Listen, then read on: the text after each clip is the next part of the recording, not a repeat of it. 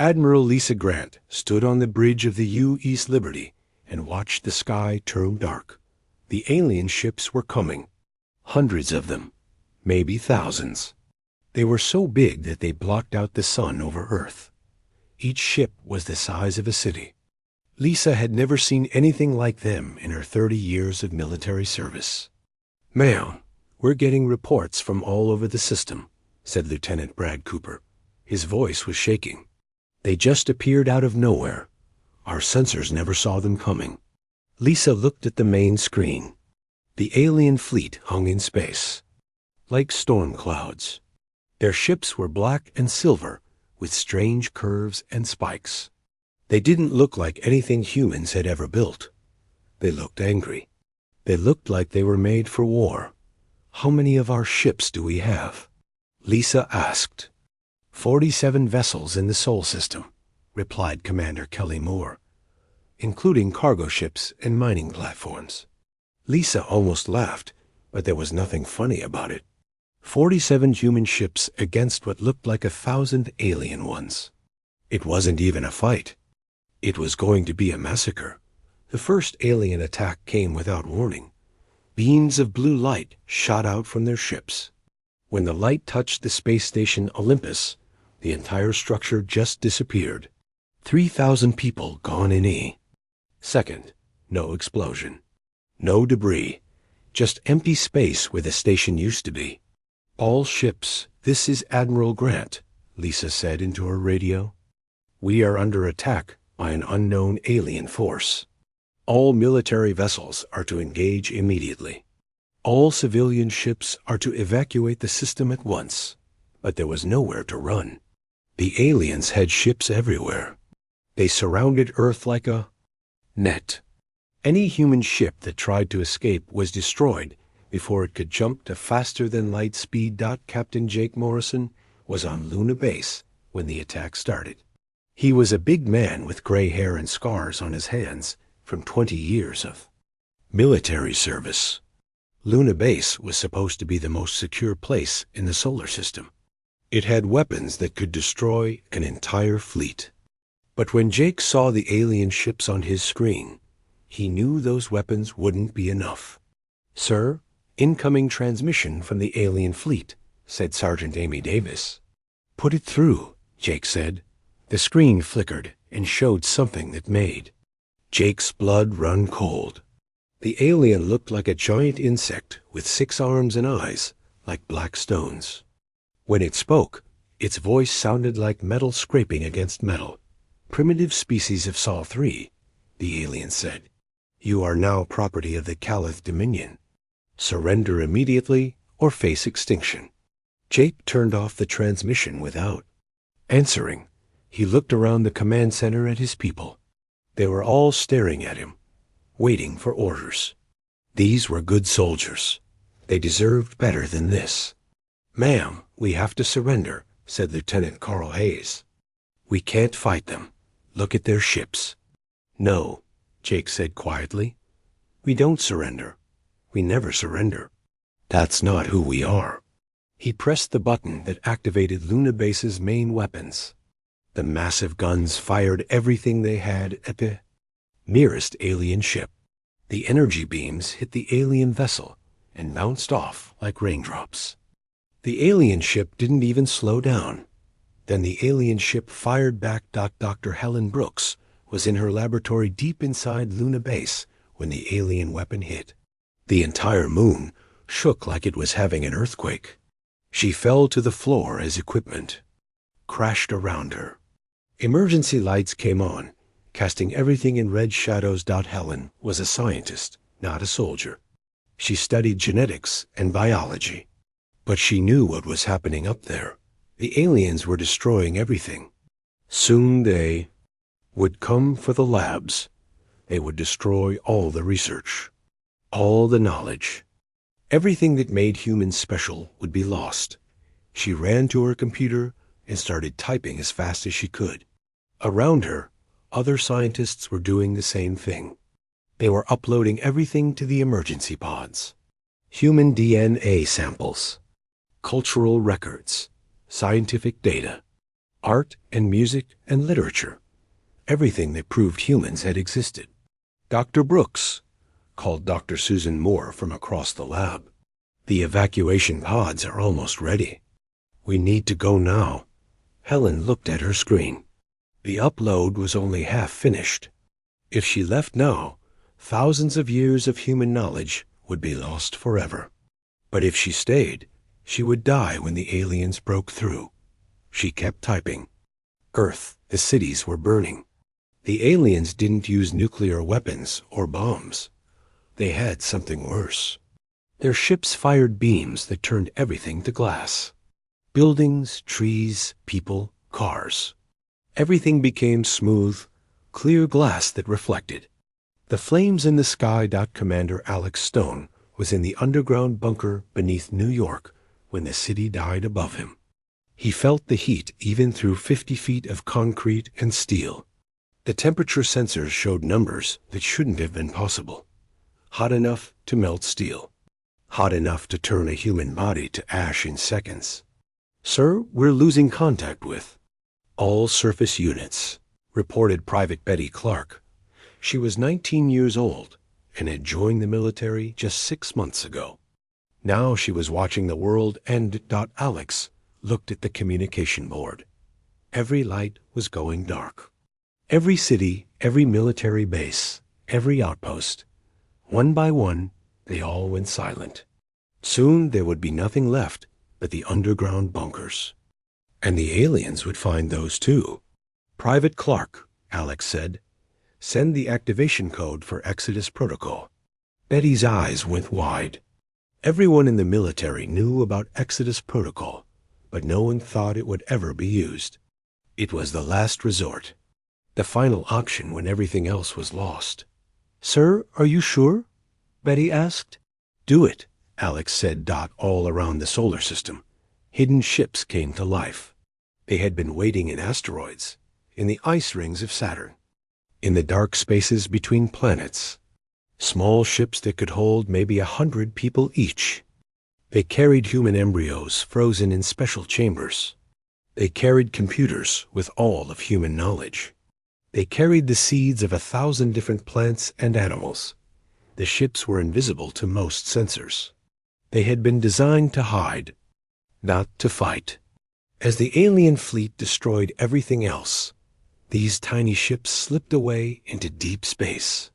Most of them would die out there in the cold and dark. But maybe some would survive.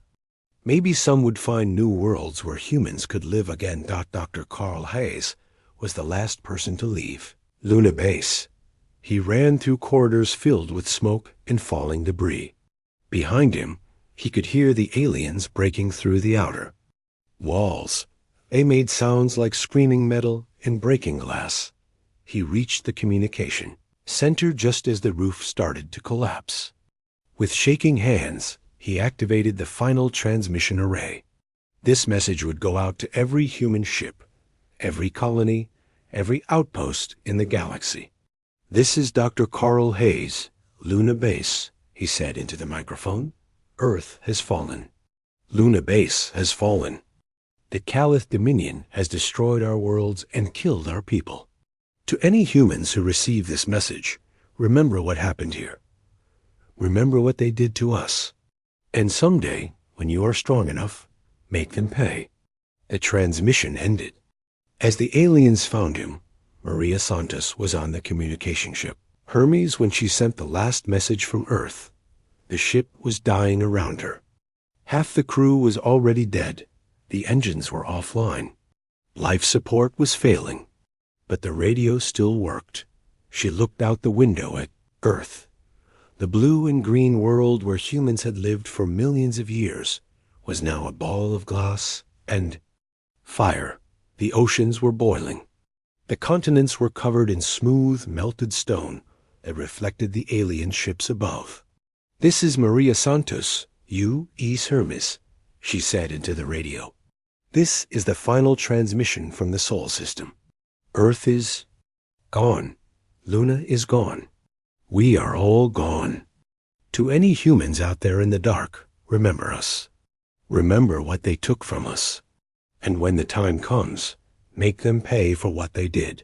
She turned off the radio and closed her eyes. Outside, Earth continued to burn as the Callith ships moved. Onto their next target dot in space, the tiny Exodus ships flew away into the dark between stars. They carried the last survivors of humanity. Most would die in the cold void of space. But some would live. Some would find new worlds. Some would remember. And someday they would return. 643 years had passed since Earth died.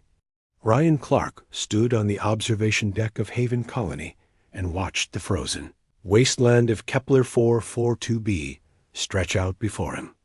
The ice world was cold and dark, but it was home now. It was the only home the humans had left. Ryan was 35 years old, but he looked older. Life in the colonies did that to people. The constant worry, the endless hiding, the fear that the Callith would find them. His great-grandfather had been one of the survivors from the Exodus ships.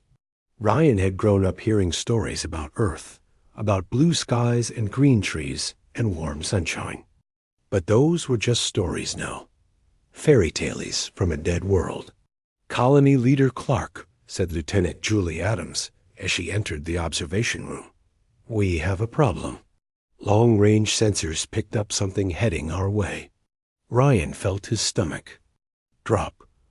After all these years, had the Callith finally found them? What kind of something? He asked. Unknown ship. Small, but it's using Callith energy signatures, Julie replied. It'll be here in 6 hours.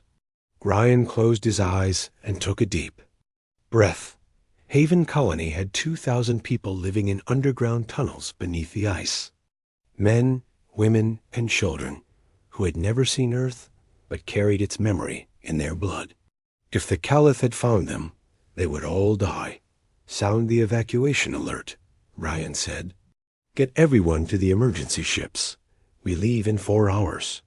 This was how humans lived now, always ready to run, always ready to abandon everything and disappear into the dark between stars. They had done it dozens of times over the centuries. Sometimes they were running from Callith patrols. Sometimes they were running from other aliens who served the Callith. Sometimes they were just running because staying in one place too long was dangerous. On the other side of the colony, Dr. Susan Moore was working in her secret laboratory. She didn't know about the approaching ship yet. She was too busy with her experiments. For the past 10 years, Susan had been working on something that could change everything. Something that could make humans stronger. Susan had studied Callith, biology from the bodies they had recovered from old battlefields. The aliens were stronger than humans, faster. They could survive in conditions that would kill a human in minutes. But Susan had found something interesting in their DNA. Something she could copy. Computer, run sequence 847. Susan said as she prepared another injection that the volunteer on the table was named Pete Wilson. He was 22 years old and had volunteered to be Susan's test subject. Pete wasn't afraid of the experiments. He was more afraid of living his whole life running and hiding from the Callith. How do you feel, Pete? Susan asked as she injected the new serum into his arm. Same as always, Pete said. Maybe a little stronger, but Susan could see the changes in her scans. Pete's muscles were denser now. His bones were harder. His blood carried more oxygen. The Callith genetic material was mixing with human DNA, creating something new, something better. This was the 47th test. The first 20 had killed the volunteers. The next 20 had made them sick. But the last 7 had worked. 7 humans who were stronger and faster than any human had ever been before. 7 humans who could fight back. Master Chief Paul Davis was training the new soldiers in the main cavern when the evacuation alarm sounded. Paul was 60 years old and had been training human fighters for 30 years. He had learned from the old soldiers who remembered Earth. They had taught him everything they knew about war and fighting and survival. "Listen up," Paul shouted to the 30 young men and women in front of him. "This is not a drill. We have 6 hours to pack everything and leave this world behind." The trainees didn't panic. They had practiced this hundreds of times. Every human colony practiced evacuation drills. Children learned to pack an emergency bag before they learned to read. Running was as much a part of human culture now as eating or sleeping. But Paul was tired of running. He looked at the young faces in front of him. These weren't the soft humans from Earth. These were survivors. They had been born in the dark, between stars. They had grown up knowing that aliens wanted to kill them. They were harder than their ancestors, angrier, ready to fight. "Chief Davis," said trainee Lisa Brown, "why don't we ever fight back? We have weapons. We have ships. Why do we always run?" Paul had heard this question before. Every generation asked it. "Because we're not ready yet," he said. "But someday we will be. And when that day comes, the Caliph will learn what happens when you wake up sleeping giants." Captain Amy Rodriguez was already in space when she received the evacuation signal from Haven Colony. She was commanding the scout ship Ranger on a supply run to the outer system. Amy was one of the few humans who regularly flew between the hidden colonies. She knew the locations of 17 different human settlements scattered across 12 star systems. "Ma'am, we're picking up that unknown contact," said her co-pilot, Sergeant Ben Miller. "It's definitely using Caliph technology, but the ship design is different." Amy studied the sensor readings. The ship was small, maybe big enough for 10 people. It was broadcasting human identification codes, but those could be faked. The Caliph were smart. They had learned that humans were still alive somewhere in the galaxy. They were hunting for the survivors. "Take us in closer," Amy said, "but keep the weapons ready." As they approached the unknown ship, Amy saw something that made her heart race. The ship was damaged. There were burn marks on the hull, and one of the engines was dark. This wasn't a Caliph hunter. This was another human ship that had been in a fight. "Unknown vessel. This is Captain Rodriguez of the Ranger," Amy said over the radio. "Identify yourself." The response came immediately. "Amy, thank God. This is Commander Steve Miller from Titan Colony. We need help." Amy knew Steve. She had delivered supplies to Titan Colony just 2 months ago. But Titan Colony was supposed to be safe. It was hidden in a nebula where Caliph sensors couldn't find it. "Steve, what happened?" Amy asked. "The Caliph found us," Steve replied. "They came 3 days ago. Titan Colony is gone. I managed to escape with some of our research data, but my ship is dying. I've been looking for another human settlement for 72 hours. Amy felt cold inside. If the Caliph had found Titan Colony, they could find any of them. Nowhere was safe anymore. "Can you make it to Haven Colony?" she asked. "Negative. My life support is failing. I've got maybe 4 hours of air left." Amy made a decision that would change everything. "Dock with us. We'll transfer you over." 20 minutes later, Steve Miller was on board the Ranger. He was a thin man with short, black hair and tired eyes. He carried a data storage device that contained the last records of Titan Colony. 500 humans dead. Another piece of humanity erased from the galaxy. "They knew exactly where to find us," Steve said as Amy's medical officer checked him over. "The Caliph ships came straight to our location. No searching, no scanning. They knew." "How is that possible?" Amy asked. "Someone is helping them," Steve said. "Another alien race with better sensors. Or maybe they captured one of our people and made them talk. I don't know. But they're getting better at finding us." Amy contacted Haven Colony and told them about Titan Colony's destruction. The evacuation became even more urgent. If the Caliph were getting better at hunting humans, and every colony was in danger, Dr. Susan Moore was packing her research when she heard about Titan Colony. 500 humans dead. 500 people who would never see their children grow up, never see the stars, never have the chance to fight back. She looked at Pete Wilson, who was helping her pack the genetic samples. Pete was one of her successful experiments. He was stronger than any normal human, fast enough to dodge Caliph weapons, tough enough to survive in space without a suit for short periods. Pete, Susan said, how many others like you are there now? 43, Pete replied. The other colonies have been running the same experiments you are.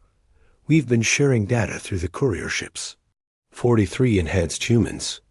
It wasn't an army, but it was a start. Do you think you're ready to fight? Susan asked. Pete smiled, and Susan saw something dangerous in his eyes. Something that hadn't been in human eyes for 600 years. Dr. Moore, we've been ready our whole lives. We're just waiting for someone to point us in the right direction. Captain Amy. Rodriguez delivered Steve Miller to Haven Colony just as the evacuation ships were launching. 2,000 humans scattered into the dark, heading for a backup colony in another system.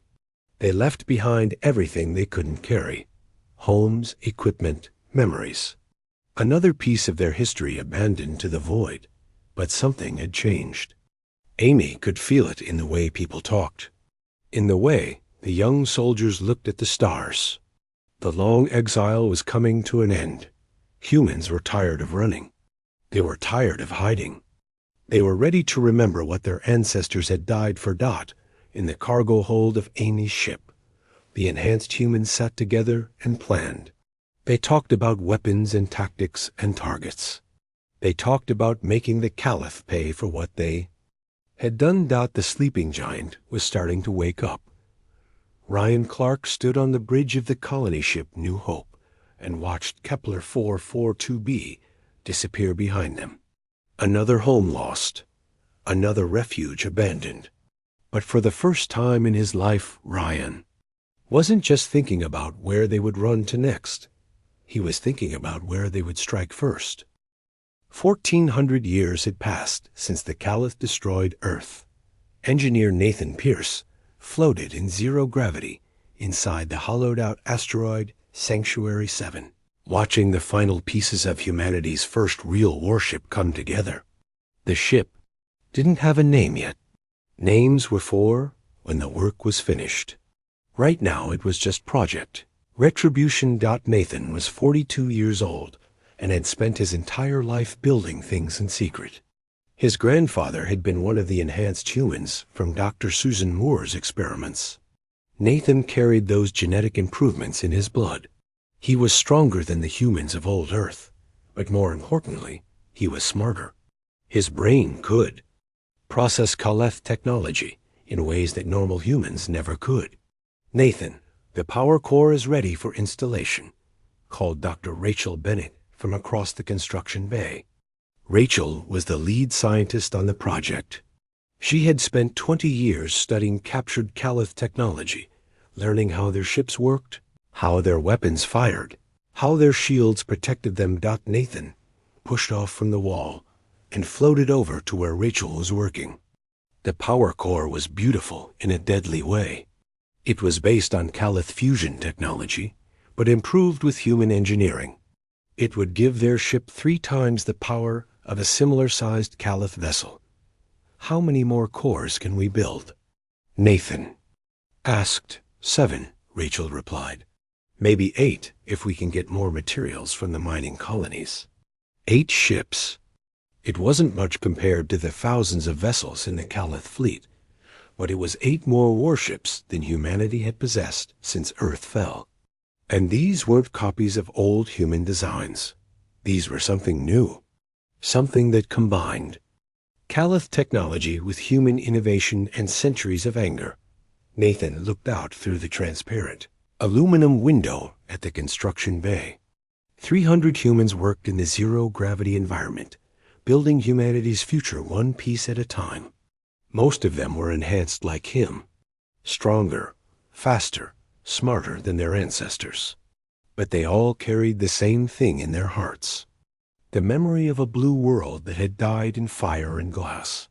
On the other side of the solar system, Dr. Rachel Bennett was working on humanity's greatest breakthrough. She sat in her laboratory on the research station Hidden Grove, staring at the Calith neural interface helmet in front of her. It was a piece of alien technology that allowed direct mental control of their ships and weapons. For centuries, humans had tried to understand how it worked. Rachel was the first to figure it out. "Computer, begin test sequence 93, Rachel said. The volunteer in the chair was named Marcus Taylor. He was one of the new generation of enhanced humans, but with an additional modification. Rachel had surgically implanted human design circuits into his brain, circuits that could interface with Calith technology. "I can feel it," Marcus said as the helmet activated. "I can feel the ship's systems. The engines, the weapons, the shields. It's like they're part of my body." Rachel watched the readings on her screens. Marcus's brain patterns were synchronizing with the alien technology. For the first time in human history, a human mind was directly controlling a Calith ship, not just using their technology, but becoming one with it. "Marcus, can you access the weapon systems?" Rachel asked. "Yes," Marcus replied. His eyes were closed, but Rachel could see rapid movement behind his eyelids. "I can target anything in the system. I can fire the main guns without even thinking about it. It's incredible." This was the breakthrough they had been waiting for. Humans who could control Calith ships better than the Calith themselves. Rachel called them technomancers. Warriors who fought with thought instead of muscle. Soldiers who could hack alien systems with their minds. They had been preparing for this moment for decades. All across human space, hidden colonies in secret. Bases had been building weapons and ships, training soldiers and developing new technologies. The scattered survivors of Earth had become something the Calith never expected. They had become an army. Colony Admiral Karen Walsh stood in the command center of the mobile base Vengeance and looked at the holographic display showing 17 star systems. Each system had a red dot marking a Calith military installation. Each dot represented years of intelligence gathering and careful planning. Karen was 55 years old and had been planning this operation for half her life. She was the great-granddaughter of one of the original Exodus survivors. Her family had kept detailed records of every Calith base, every patrol route, every weakness in their defenses. Now it was time to use that knowledge. "Admiral, all strike teams report ready," said Commander Tony Rodriguez. Tony was her second in command and one of the best military minds in human space. He had studied every battle the Calith had ever fought, learning their tactics and finding their weaknesses. "How many ships do we have total?" Karen asked. 47. "Combat vessels," Tony replied, "plus support ships and the Technomancer squadrons. 47 ships against the entire Calith Dominion." The odds were terrible, but humans had learned to love terrible odds. Terrible odds meant that no one expected you to win. Terrible odds meant that your enemies would be unprepared for what was coming. "Send the signal," Karen said. "Operation Great Awakening is a go." Across 17 star systems, human ships emerged from their hiding places. They came out of asteroid fields where they had waited for months. They uncloaked from behind moons and planets. Some even emerged from inside Calith-controlled space stations, where human agents had been hiding for years. Captain Steve Miller was commanding the assault ship Fury when it dropped out of faster-than-light speed near the Calith supply depot. At Zarian Prime, Steve was the same man who had escaped from Titan Colony decades earlier. He had spent those years learning to fight, training with the enhanced humans, preparing for this moment. "Technomancer teams, you are clear to engage," Steve said into his radio, in the ship's special command center. 3 enhanced humans wearing neural interface helmets began their attack. Their names were Lisa Chong, David Park, and Kevin Ross. They had trained for years to use Caliph technology against the aliens. Themselves. Lisa targeted the depot's defensive satellites. With a thought, she turned their weapons away from the attacking human ships and toward the Caliph vessels trying to defend the base. David took control of the depot's own communication systems, flooding Caliph frequencies with false orders and confusing signals. Kevin hacked into the base's power grid and began shutting down critical systems. The Caliph defenders didn't understand what was happening. Their own weapons were firing at them. Their computers were giving contradictory orders. Their shields and sensors were failing for no reason they could see. "This is impossible," broadcast a Caliph commander on an open channel. "Your species does not possess this technology." Steve Miller smiled as he watched Caliph ships explode on his screen. "We don't possess it," he said into the radio. "We stole it from you." The battle at Zarian Prime lasted 6 hours. When it was over, the Caliph supply depot was destroyed, and 15 alien ships were floating dead in space. The humans had lost only 2 vessels. For the first time since Earth's fall, humanity had won a real battle against the Caliph Dominion. But Zarian Prime was just one of 17 targets. All across Caliph space, human ships were attacking. They hit communication relays and supply depots. They destroyed isolated patrol ships and mining operations.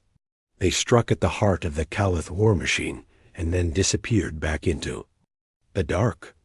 On the fortress world of Veltar 9, Caliph High Command was in chaos. General Vekmer stared at the reports coming in from across their territory. 17 simultaneous attacks. Hundreds of ships destroyed. Thousands of Caliph soldiers dead. How many human vessels were involved?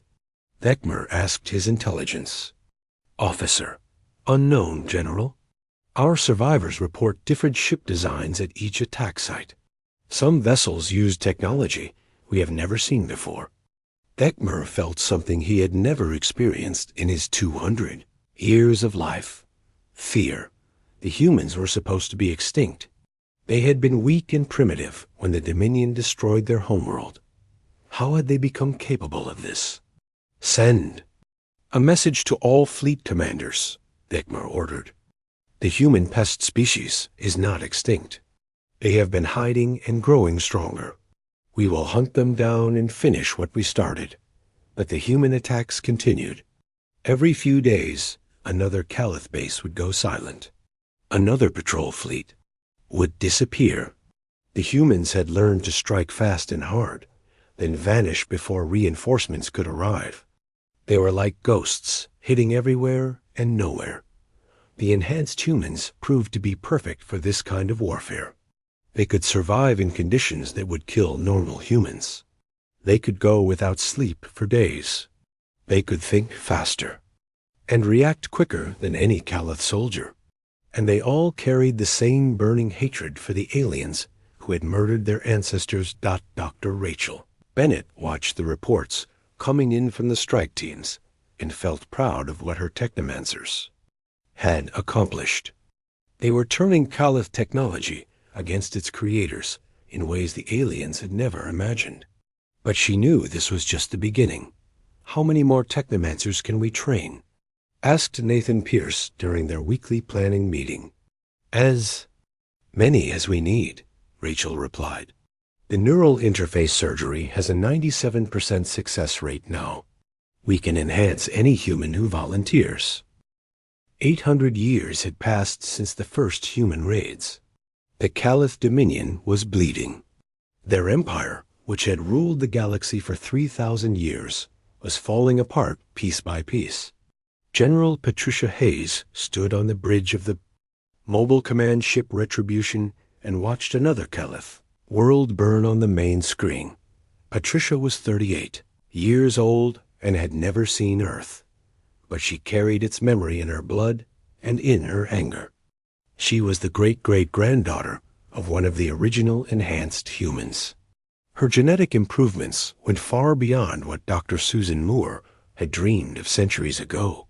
Patricia could think faster than any computer, react quicker than any alien, and survive in the vacuum of space for 15 minutes without a suit.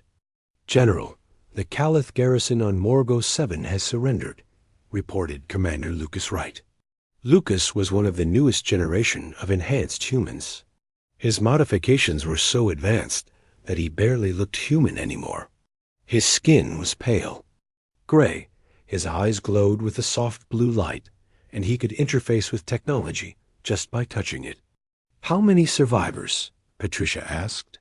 3,000 Calith soldiers and about 50,000 civilian workers," Lucas replied. Patricia nodded. The surrender was smart. The Calith had learned that fighting humans was a losing game. Better to surrender and hope for mercy than to fight and face the consequences. The humans usually let the civilians live. The soldiers were a different matter. "Send them to the prison camps on Kepler 438b, Patricia said. "The workers can be useful. The soldiers go to the interrogation centers." This was how the war had changed. Humans were no longer the hunted. They were the hunters. The scattered colonies had become a military force that could challenge the greatest empire in galactic history. And they were winning, got the retribution. Never stayed in one system for more than a few days. It was a mobile command center that coordinated human forces across hundreds of light years. Patricia had learned from the old days of running and hiding. Movement was life. Standing still was death. "General," said Dr. Kevin Nash from his station at the back of the bridge, "the new biotechnology tests are complete. We're ready for field deployment." Dr. Nash was the current leader of the Human Enhancement Program. He had taken Dr. Susan Moore's work and pushed it far beyond what anyone had thought possible. The latest generation of enhanced humans could do things that seemed like magic to the older generations. "Show me," Patricia said. On the main screen, a recording began to play. It showed a human soldier standing in front of a Calith bunker. The soldier's name was Brad Johnson, and he looked like a normal human except for his eyes, which glowed with the same blue light as Lucas's. Brad walked up to the thick metal wall of the bunker and placed his hand against it. The metal began to glow and then became transparent, like glass. Brad stepped through the wall as if it wasn't there. On the other side, he moved through the bunker like a ghost, passing through doors and walls without slowing down. "How is that possible?" Patricia asked. "Phase shifting," Dr. Nash explained. "We've learned to alter human molecular structure temporarily. The soldier can become intangible for short periods. Walls, doors, even force fields can't stop them." Patricia smiled. The Caliph had built their entire defensive strategy around barriers and walls. If humans could walk through those defenses, then nowhere was safe for the aliens. "How many phase shifters do we have?" Patricia asked. 200 trained operatives, Dr. Nash replied. "We call them the Ghost Brigade." The Ghost Brigade was under the command of Major Sandra Collins. Sandra was 41 years old and had been modified so extensively that she was more machine than human. Her bones were made of metal stronger than steel. Her blood was synthetic fluid that carried more oxygen than natural blood. Her brain had computer chips that let her process information at superhuman speeds. Sandra stood in the briefing room of the stealth ship Phantom and looked at the holographic display showing the Caliph Command Center on Veltar Prime. The planet was the administrative heart of the Caliph Dominion. It was where their leaders made the decisions that affected billions of beings across the galaxy. "Our target is the High Council chambers," Sandra said to her team of 20 Ghost Brigade operatives. "Intelligence reports that all 12 Caliph High Lords will be meeting there tomorrow. This is our chance to cut the head off the snake." The operatives listening to her briefing looked like demons from human mythology. Their modifications were so extensive that they barely seemed to belong to the same species as the humans who had lived on Earth. But they were still human where it mattered, in their hearts and in their memories. "What about security?" asked Lieutenant Carl Hughes. Carl's skin had been replaced with armor that could deflect energy weapons. His eyes had been replaced with mechanical sensors that could see through walls. 15,000 Calith guards, automated defense systems, and energy shields covering the entire complex, Sandra replied. "It doesn't matter. We walk through walls. We are ghosts." The Ghost Brigade had been responsible for some of the most devastating attacks on Calith leadership. They could appear anywhere, kill their targets, and disappear without leaving a trace. The Calith High Command lived in constant fear of human assassins who could materialize from thin air. Ambassador Roy Peterson was one of the few unmodified humans left in the galaxy.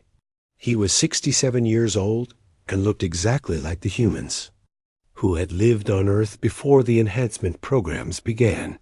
Normal height, normal strength, normal lifespan. But his mind was as sharp as any enhanced human's, and he had a job that no enhanced human could do. Roy stood in the neutral meeting station at Proxima Centauri and waited for the Calith delegation to arrive. After 800 years of war, the aliens wanted to talk. They wanted to negotiate. They wanted to find a way to end the conflict that was destroying their empire. The Calith delegation arrived exactly on time. 3 High Lords accompanied by a dozen guards and advisors. Roy recognized High Lord Zekthar from intelligence reports. He was one of the most powerful beings in the Calith Dominion and had personally ordered the destruction of 17 human colonies over the centuries. "Ambassador Peterson," Zekthar said in his mechanical voice, "we appreciate your willingness to meet with us." "I'm here to listen," Roy replied. "What do you want?" "Peace," Zekthar said simply. "The war between our species has gone on too long. Too many have died on both sides. It is time to find a solution that benefits everyone." Roy looked at the alien leader for a long moment. Zekthar was 8 feet tall with 6 arms and eyes like black stones. His skin was covered in metallic plates that could deflect most weapons. He was a perfect example of Calith military evolution. But right now, he looked tired, defeated. "What kind of peace are you offering?" Roy asked. "Territorial division," Zekthar replied. "The galaxy is large enough for both our species. We propose a formal border. The Calith Dominion will control the core worlds. Humanity will be given the Outer Rim territories."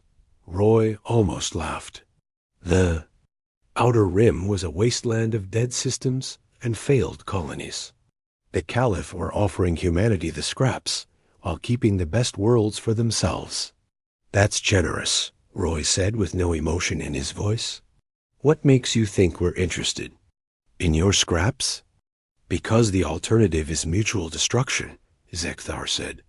"Your species has proven to be more resourceful than we anticipated, but you cannot defeat the entire Dominion. We have 1 billion worlds and trillions of soldiers.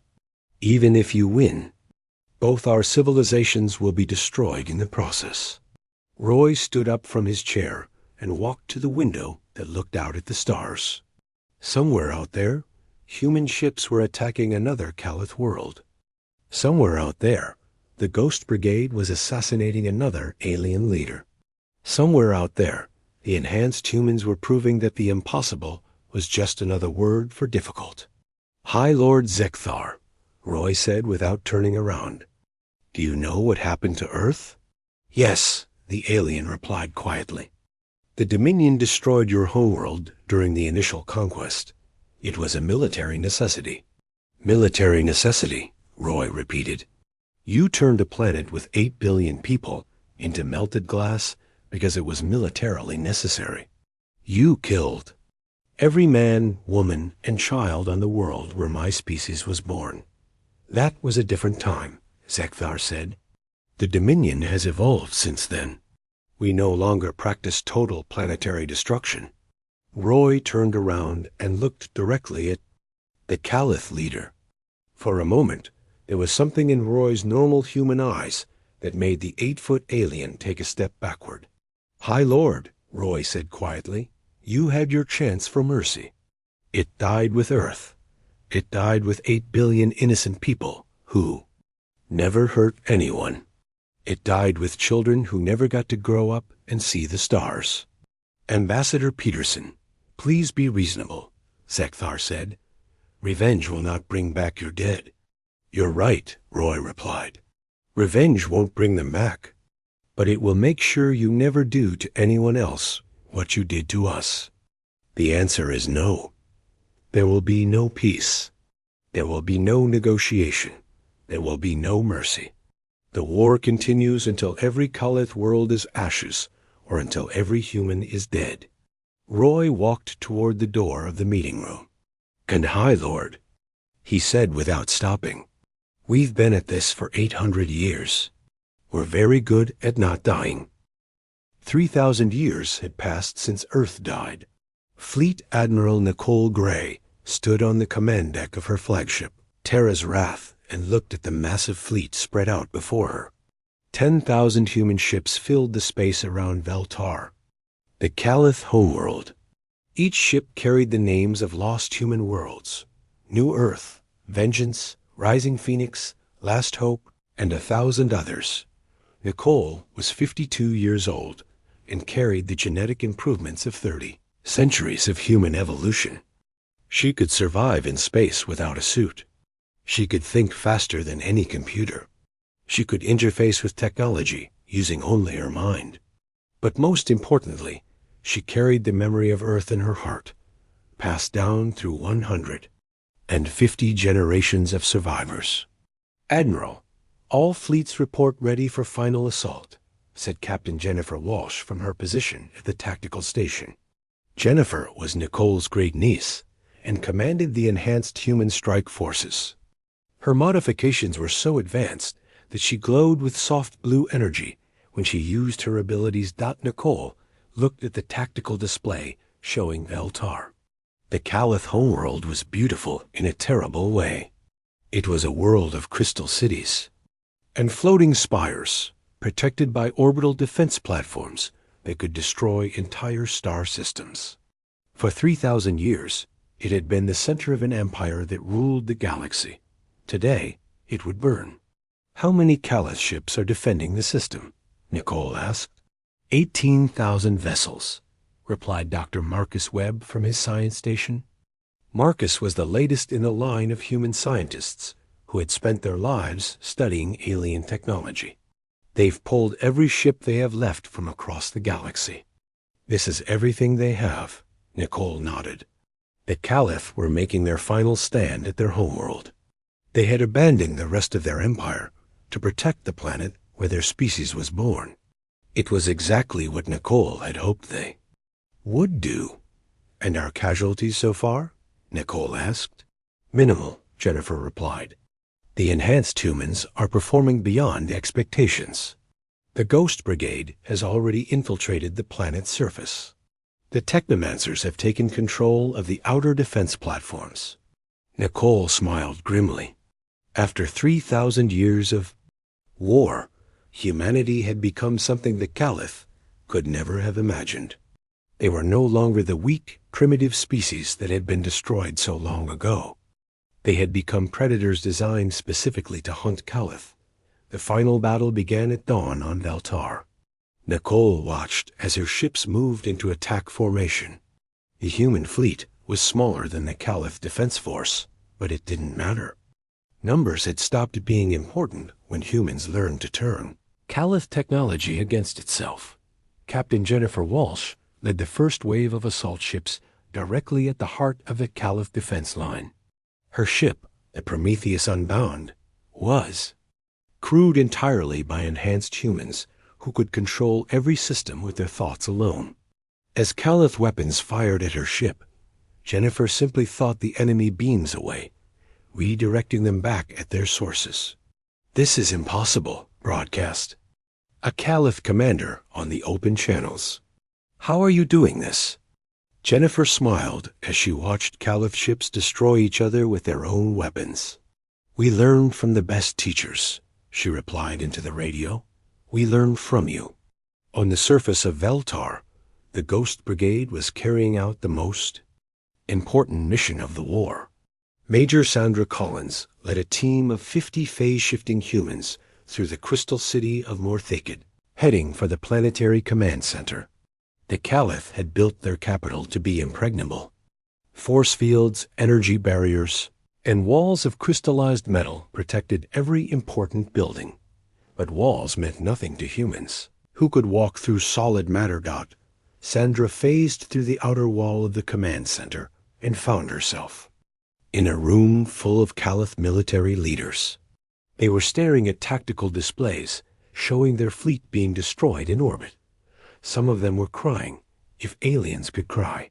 They knew their empire was ending. High Lord Victor, Sandra said, as she materialized in the center of the room. The Caliph leader spun around to face her. Victor was ancient, even by Caliph standards. He had been alive when Earth was destroyed.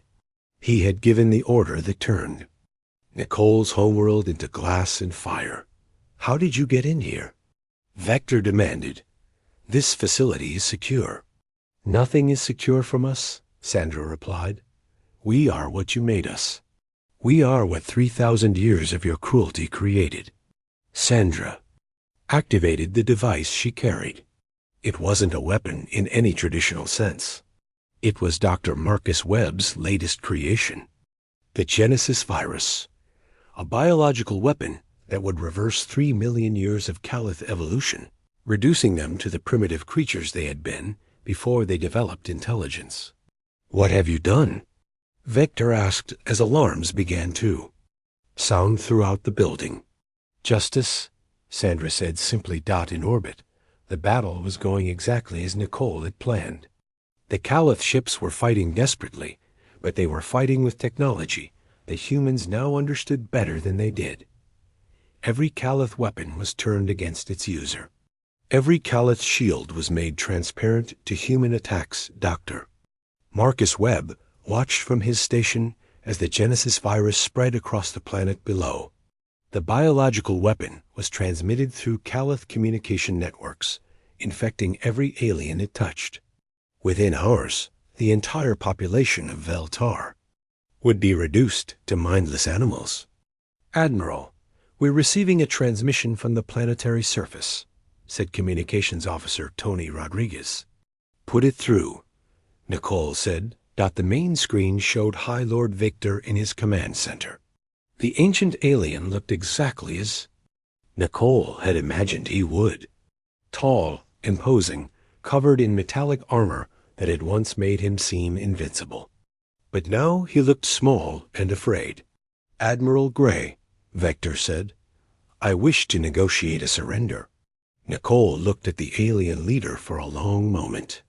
This was the being who had ordered the destruction of Earth, who had killed 8 billion humans because he considered them to be pests, who had started a war that had lasted 3,000 years. High Lord Victor, Nicole said quietly, do you remember Earth? Yes, the alien replied. I remember your homeworld. Do you remember the children? Nicole asked. The 8 billion humans who died when you turned their planet to glass. Vector said nothing. I do, Nicole continued. We all do. Every human alive carries their memory. For 3,000 years, we have remembered what you did to our people. For 3,000 years, we have planned our revenge. Nicole stepped closer to the screen. You want to surrender? You want mercy?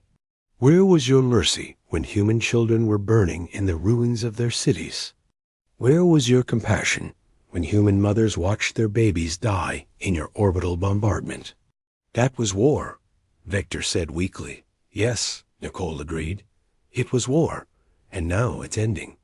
Not with negotiation, not with surrender, but with justice. The transmission ended as the Genesis virus reached the command center. Nicole watched through orbital sensors as the crystalline cities of Veltar went dark one by one. The most advanced civilization in galactic history was becoming a world of animals. But Nicole wasn't satisfied with just destroying the Caliph homeworld. She had a different plan. A better plan. One that would ensure the aliens remembered what they had done for the rest of their existence. "Captain Walsh," Nicole said, "begin Phase 2 of the operation." Jennifer nodded and activated the planetary transportation system. Human ships began loading Caliph survivors onto cargo vessels. Not to kill them, but to scatter them across the galaxy. They would be taken to primitive worlds without technology. Worlds where they would have to survive with nothing but their hands and their intelligence. The Caliph Empire had enslaved hundreds of species over the millennia. Now those worlds would receive a gift. Caliph refugees who would have to beg for food and shelter from the people they had once oppressed. Commander Tony Rodriguez oversaw the establishment of monitoring stations throughout former Caliph space. These bases would watch the scattered aliens for centuries to come. If any group of Caliph tried to rebuild their technology or reform their empire, humans would be there to stop them. The Caliph would survive, but they would never again be a threat to anyone. They would spend the rest of their existence as refugees, wandering from world to world, depending on the charity of the species they had once enslaved. Some humans thought this was too cruel. They argued that the Caliph should be completely destroyed. But Nicole understood the perfect justice of their fate. Death would have been mercy. This was punishment. 2 months after the fall of Veltar, Nicole stood on the observation deck of the colony ship, New Terra, and watched workers building the first human city on a restored world. The planet had once been a Caliph military base, but now it would be home to 10 million humans. Children who would grow up under blue skies, just like their ancestors on Earth. "Admiral," said Dr. Marcus Webb as he joined her at the window, "the terraforming is proceeding ahead of schedule. This world will be fully habitable within 5 years." Nicole nodded. "And the other projects?" 47 worlds are being prepared for human colonization," Marcus replied. "The best planets in former Caliph space. We're calling the first one New Earth, in honor of our lost homeworld." Nicole watched human children playing in temporary shelters while their parents worked to build permanent homes.